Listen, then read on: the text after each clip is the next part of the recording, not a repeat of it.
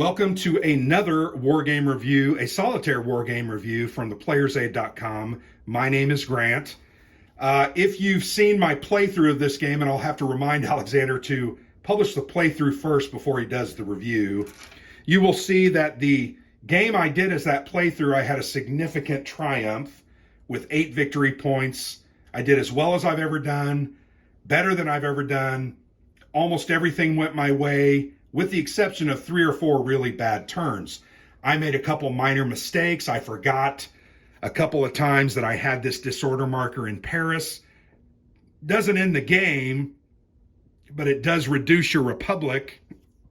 And ultimately that probably stopped me from getting as high as I could on the republic track.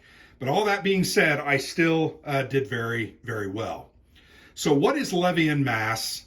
Levee and Masse is a States of Siege series game. There are about 15 of these games. They've been done over the years. Some really great designers have done them. Have enjoyed almost every one of them that I've played. This one is no different. I enjoy this one. I like this one quite a bit because the first 3 or 4, maybe 5 plays was utterly, crushingly difficult. Part of it is I didn't understand how the political track worked together with your military operations. I also didn't understand the makeup of those decks and certain things that I needed to be looking for and preparing for. Such things as when Austria and Vienna can be forced to surrender because they're in their 5 spots. I kind of know that's going to be in the red deck, and more often than not, it's going to be near the end of the red deck. There's also some times where if those armies are in their 5 spots, they can become inactive. That's key to understand. But I really like this system. Once again, you have your central point. This is on the French Revolution that happened in the late 1700s.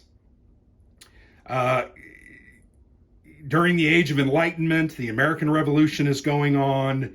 The French Revolution is going on. There's a lot of things happening. That last 30 or 40 years in that century really had some tumultuous times. Monarchies and colonies began to slip through their fingers, and people wanted better representation, better government. They wanted freedom. The French Revolution is no different. Under the punishing rule of King Louis and Marie Antoinette at that time, France was poor, it was struggling, it was no longer a world power. It still was a world power, but it wasn't as powerful as it had been, and domestically they were a mess, as we all know. So this game represents that. Each of these 5 tracks that reside out from Paris represent either a country. Here you have Austria and Prussia. Also you have Piedmont and Tuscany in northern Italy, but you also have Vendee and the troops that were loyal to the king. And you had Britain putting pressure on France to do the right thing, to recognize their people, and always they were fighting against them, right? I mean, they were mad. They were helping our colonies over in America become independent, so they were kind of putting pressure and intrigue and not necessarily overtly fighting, although they were doing that too.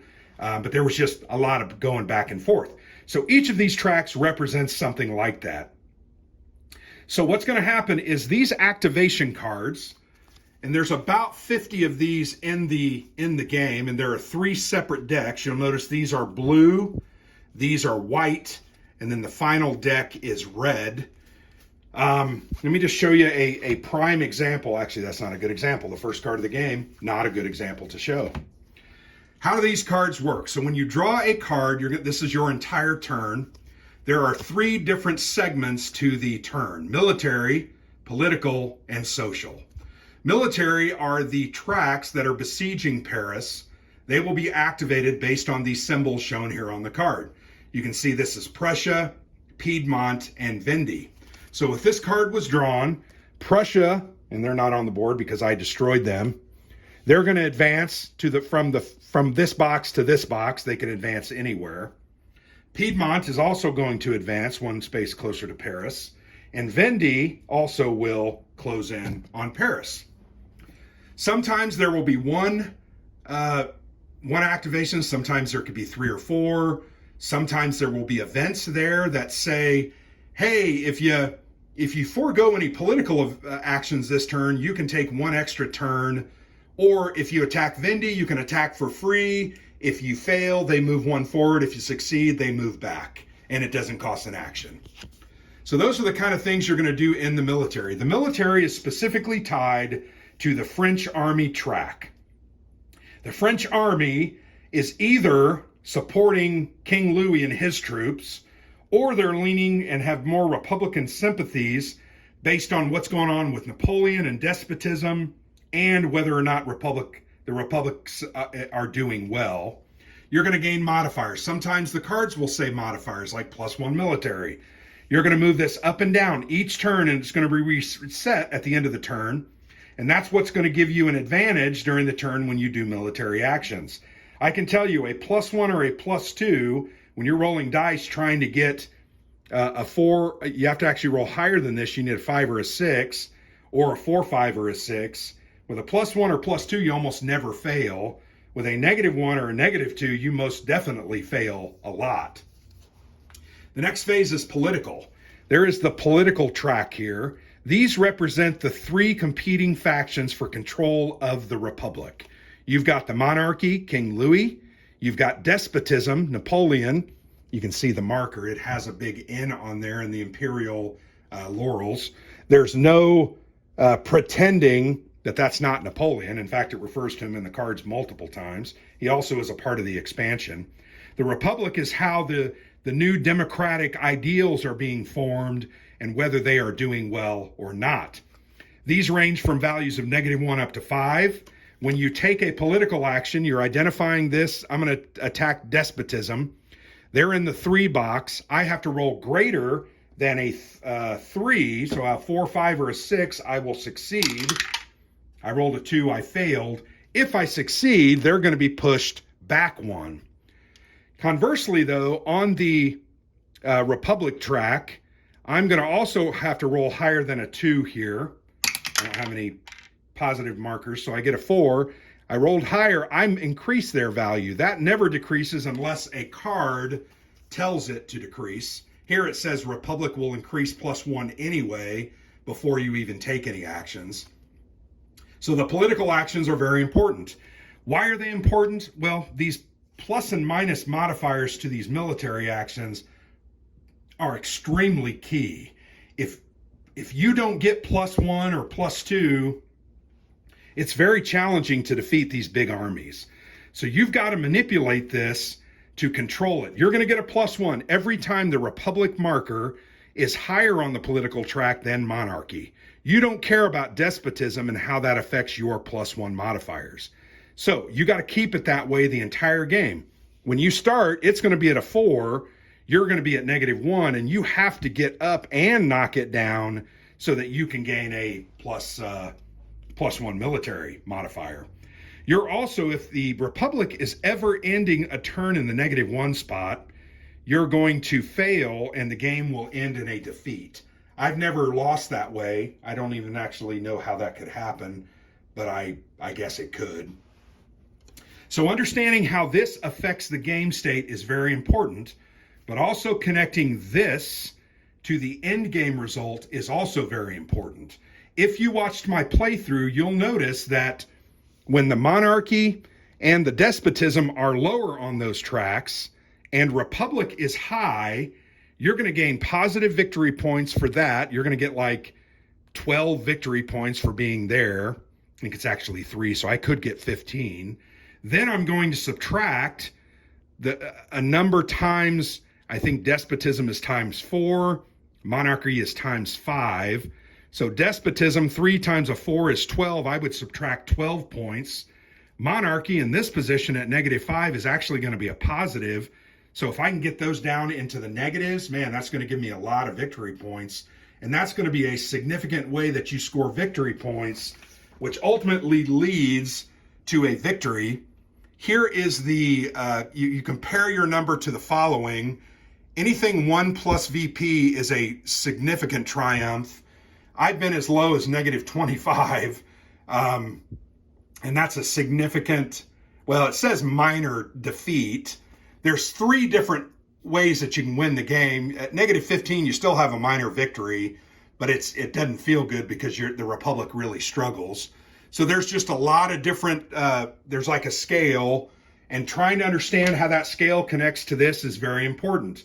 Now, what I would say to new players is you've got to focus on military first and foremost. These get into Paris, you're going to lose the game if you can't get them out of Paris. And I can tell you, Prussia and Austria have a 4 strength. If they ever get in Paris, it is extremely difficult to get them out. You always get your first attack at an army that is located in Paris for free, but you only get 2 to 4 turns, 2 to 5 actions per turn, and these dice can be very unkind. So let's just try this. Oh, I rolled a 6, so I would have bopped them back, but that doesn't happen all the time if you watch my playthrough. You've just got to keep these armies out. They cannot end there. You'll also notice there's these symbols. You've got a cross with a 3, like an X with a 3, and then you've got a golden cross. Those are going to lose you victory points if armies occupy them at the end of the game. So you also have motivation to keep basically all the armies out of the 1s and 2 spots, or you're going to lose more victory points. In my playthrough, I had none of those occupied, which gave me significant victory points, which was very good. But once again, you got to do military. If you don't do military, you're not going to do well. If you don't have a good political base where you're gaining at least +1, maybe +2 modifier per turn, you're not going to do well. One of the benefits to allowing Napoleon and despotism to succeed is that when they get in the highest area, they are going to gain a +1 DRM military for you and a +1 dice roll modifier for liberation attempts. So you're going to sometimes, particularly the first and second parts of the game, you're okay with them being up in that 5 spot because that significantly helps you. Once again, if you're rolling at a 4 with a +2 modifier, you're going to succeed on a 2 or, I'm sorry, if you're attacking an army that has a 4 attack value, you're going to succeed on a 3, 4, 5, and a 6. That's 66% of the dice results. That's way better than just succeeding on a 5 or a 6, which is only 30%, 33%. So you got to keep that in mind and understand that balance. Understanding the balance to that political track and the military is the real key to success. Secondly, understanding how you're going to gain victory points, how you're going to lose victory points. The other thing I want to talk about before we get back to these cards is this concept of liberation markers. So you'll notice there are these liberation markers in the game. These will come out via event cards.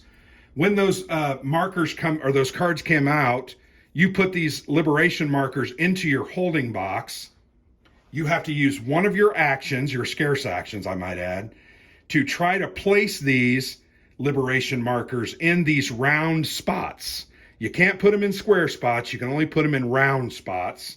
So you'll notice on Vendee, there are no round spots, so you can't put them there. On Piedmont, it's only the 3 and 4 spot. Austria, it's 2, 3, or 4. This is a very good space to put it. On Prussia, it's just 3 and 4, and Britain, it's just 3 or 4. So when you put these out, and you have to roll to put them out, and you have to roll higher than the 2 that's shown, or the 3 that's shown on there. So if I try to put this 3 liberation marker in an open space in the 3 spot, I have to roll a d6. Sometimes you'll gain a modifier from an event, but you have to roll higher than a 3. So it really is a 50-50 shot. I rolled a 1. A 1 always fails. A 6 always succeeds, no matter what the modifier is. So once again, I'm going to try, well, hey, I rolled a 6. I didn't roll it in the dice tower. I rolled a 5. I succeeded. I placed that there. Now, what does the liberation marker do? Let me go ahead and put Austria here. If a card ever activates Austria, you'll notice this is activating Austria. They are going to move into that spot, and before you start your turn and your actions, you have to adjudicate this spot. These liberation markers represent a free and independent democratic state that has been set up in those areas, and they're going to defend themselves militarily, politically, diplomatically. They're going to fight against anyone that's coming in to take their rights away. So in order for Austria to move into there, they have to roll a 4, 5, or a 6 or higher than the liberation value. So let's roll a die. I rolled a 2. Austria would be repelled. They will not have fought that battle very well, or those forces, and they get pushed out. So having these, and if you saw the playthrough, that didn't help me a whole lot. I had it here in the 4 spot. They kept rolling well enough to overcome it. What happens when they overcome it is they occupy that spot with the liberation state. By the end of the turn, if they are not repulsed from there and driven back, you're going to lose that liberation marker. You don't want to lose that, because that equates to victory points at the end of the game and acts as a roadblock to slow those armies down. So you just simply have to roll and roll until you overcome their 4. So you need a 5 or a 6, or a modified 5 or a 6. You might have a +1 or +2 modifier to push them back. Then that state is going to survive and continue there, trying to keep democracy going in that little territory. If they survive to the end of the game, you get victory points based on the places that they are located. So this is worth 4 victory points. This one is worth 3. If I had it in Cologne, that would be 4 and 4. I've not been able to get them to survive that well in those spaces, but I did last game, which was awesome. If they do ever get destroyed, because you couldn't push that army out, they simply go back to the holding box. They don't get thrown out of the game, so you then have an opportunity to take a liberation action, roll greater than a 3, which I didn't, and try to place those back in there. So those are very key. Couple more things I want to show you on these cards, and the cards are the key to the game. They determine your number of actions. You'll see here it says 5 actions, and you'll also notice the note here that says Journée, day of actions. It says disorder in Paris. When that event comes up, you're going to take this hexagonally shaped disorder marker. It's 2 on both sides, and you're going to place that in Paris. You can see it fits perfectly. It's a hexagon. While that is there, it actually offers you a little bit of protection, just like these liberation markers. So having that there when people are besieging you, they have to roll over the 2, which they did, to move in. But every time this disorder is allowed to continue, you're going to take a hit in the status of your republic. When it's there at the end of the turn, you're going to have to move down 1 space. So typically, because you're fighting to keep your republic up there pretty high, you're going to have to try to get rid of this disorder by doing a restore order action. The restore ordered action is tied specifically to the level you are on the republic track. If you're in the 1 or 2 space, you have to use an action, and you have to, if you're in any of these -1, 0, 1, or 2, you're in trouble, by the way, if you're there, but you have to roll a die, and you have to roll higher. Well, I rolled a 2, so I wouldn't remove that, so I'd have to do another action. I rolled a 3, so that will get removed. That takes an action, and it needs a roll. If it's in the 3 or 4 spot, you don't have to roll. You simply use an action to remove that from Paris, but it does cost you an action. Now, on the back of the Republic marker, you'll notice it says National Assembly, Restore Order, no action cost. If your Republic is in the 5 space, which does happen and should happen for a good 40% of the game, or you're in trouble because you're just not going to be able to have enough actions to do what you need, you can do a Restore Order action without paying cost, and you don't have to roll. You just use that Restore Order and bam, it's out. So that becomes very valuable. In the first 2 decks, the red and the white deck, the white and the blue deck, that disorder in Paris comes up about every other card. There's probably 7 or 8, maybe 10 of those cards. So they come up fairly often. So you're going to be dealing with that a lot. You need to understand that. You need to be prepared for it. You need to hustle to get Republic up as high as you can and keep it there so that you get the +1 modifier on your French Army track, but also so you can remove Disorder in Paris for no action cost. A couple of other things I wanted to show you about the cards and the deck. So for instance, sometimes there's events like this, and this is a significant event that you will know is included in this red deck, which is kind of the last 12 cards. But if you read that, if the Austrian, British, or Prussian army is in its 5 starting space, that army is permanently removed from the map. So because you know that's coming up in the last 10 to 12 cards, you're going to want to try to do everything you can to get Prussia and Austria in these 5 spots, as well as Britain. Because I'm telling you, if they come off the map, you don't worry about those tracks anymore at all. And you also, at the end of the game, every enemy piece that's on the board, you lose a victory point. You're not going to lose those 6 or 7 victory points. So there's a lot of events like that. There's another thing called a reaction. I consider this to be, in some ways, a game balancer. What's going to happen is a reaction causes you to look at the state of the political track. So let's just assume this is the state of the political track. You've got Republic at 5, Despotism at 3, Monarchy at -1. Reaction says whoever's in the lead, they're going to lose a spot. So this guy is higher than the other two. The Republic's going to lose a spot. Then it says if one of the others is lower than the other two, they're going to gain a spot. So Monarchy, because it's lower than both Despotism and Republic, is going to move up 1 space. Now, if this is the case, nobody's going to lose any spaces. Nobody's going to gain, and no one's going to lose a space. If this is the case, Republic's going to lose 1. The second half, they're tied, so they don't move. So you need to be aware of those reaction. There's about 12 to 15 of those in the deck. I'm going to do a written piece on this, and I'll probably do a little chart kind of going through some of these different things. There's also events like this. So if Austrian army is in Arras or in Paris, so that's the 1 spot, or in Paris, the Republic's going to take a big hit and they're going to lose 2 spots. If not, if they're anywhere else, you're going to gain 2. So that can be a real swingy thing.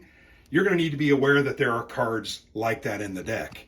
You're not going to know when they're going to come up, but you kind of know after playing 7, 8 times, okay, I got to look out for this card. Here's another card. If present, remove Disorder from Paris. Sometimes there's good events, sometimes there's bad events. So the cards are just very important, very key to how the game plays. And you'll notice on all of these cards during the political, there's an ideology listed. So this says Despotism -1, Republic +1. So what that means is Despotism is going to take a 1 hit, the Republic's going to move up 1. And there's a whole bunch of these. Sometimes all 3 get activated. Monarchy and Despotism +1, Republic -1. So you got to know and understand that as well, because those are going to affect you. So I'm not telling you to memorize the deck. I'm not telling you to memorize the cards.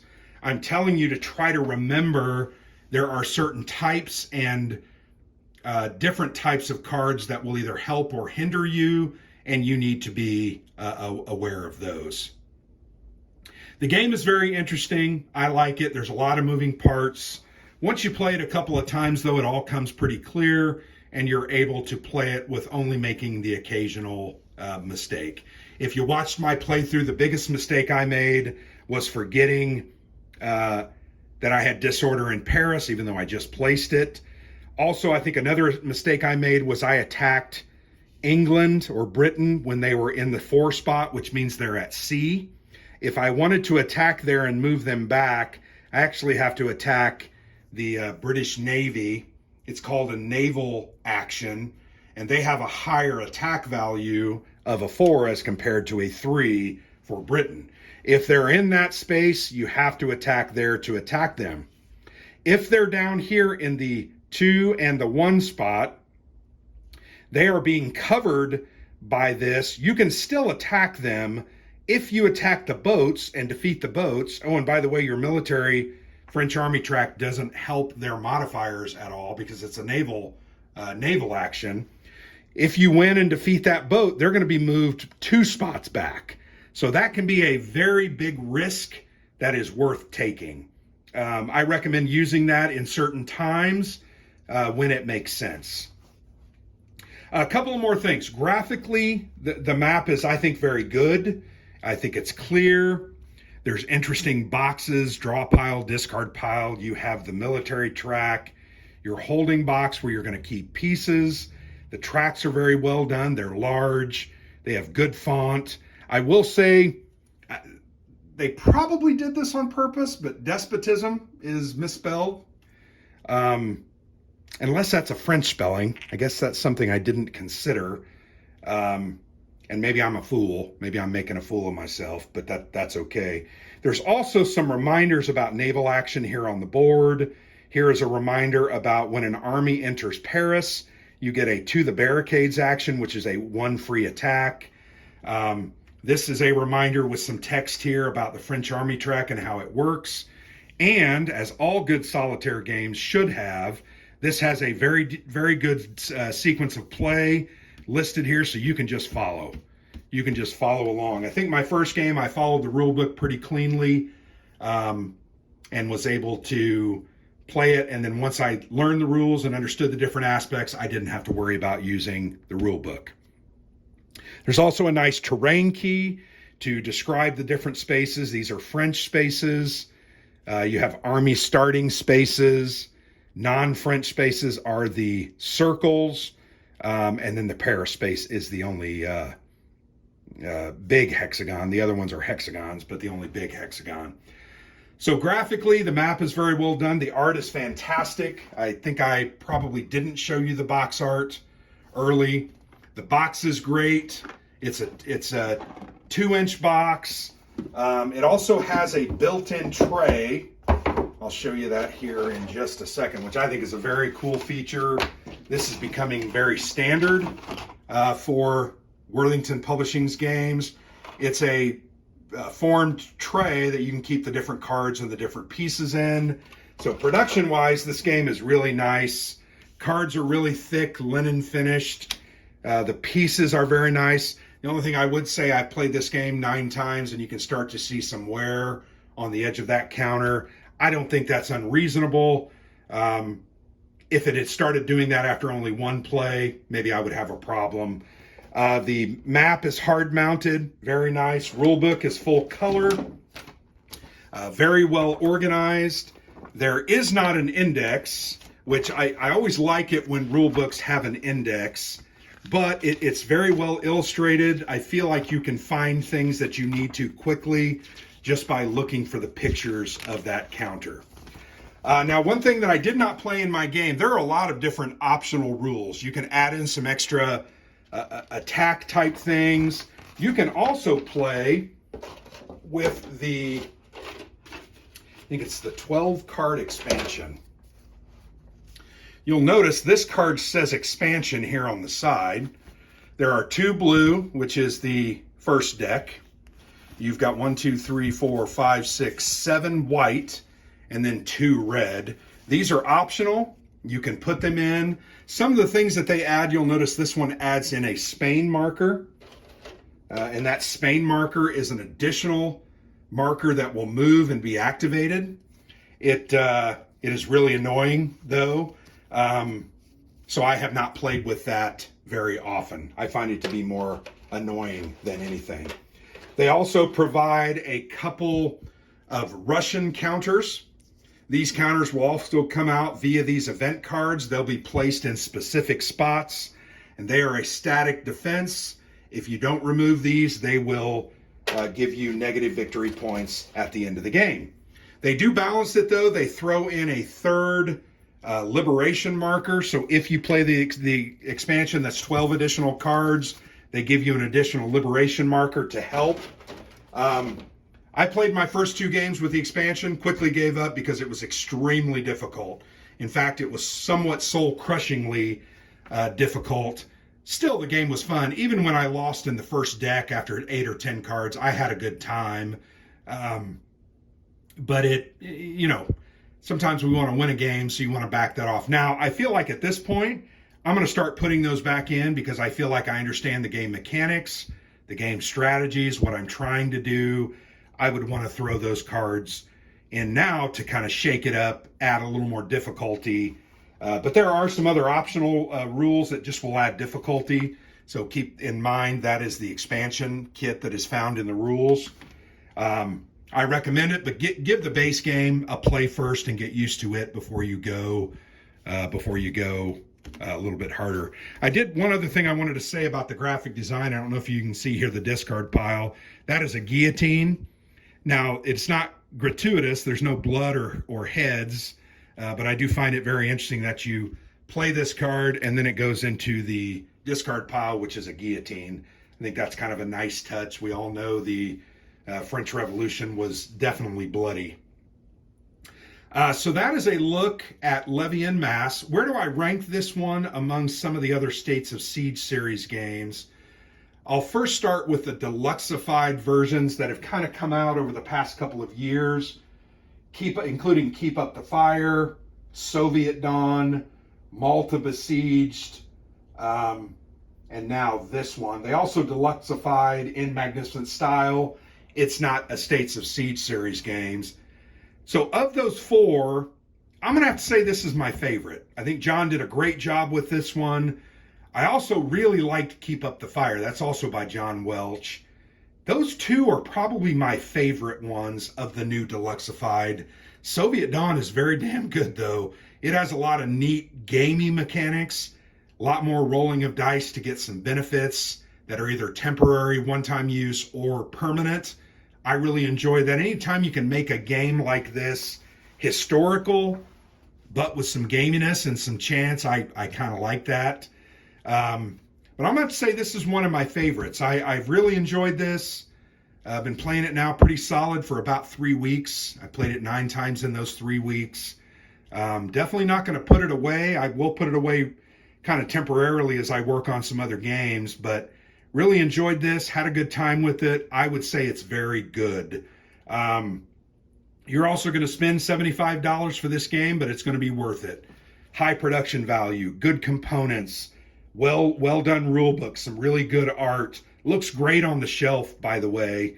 So definitely look this one up. Look up some of the other deluxeified editions of their States of Siege series games. And I will tell you, there's some more of these coming out. Cruel Necessities coming out soon. I think they've got some others that they're working on and hope to bring here in the next year. So I've been Grant for the Player's Aid. I've enjoyed playing this, talking about it, giving you my thoughts. Check it out. Make up your own mind. I'd love to hear your thoughts once you've played it. Let me know. Let me know whether I was spot on or whether you disagree with me. Definitely like the discourse and the exchange here on YouTube and the different videos. So love to hear from you guys. So thanks for watching. I've been Grant for the Player's Aid.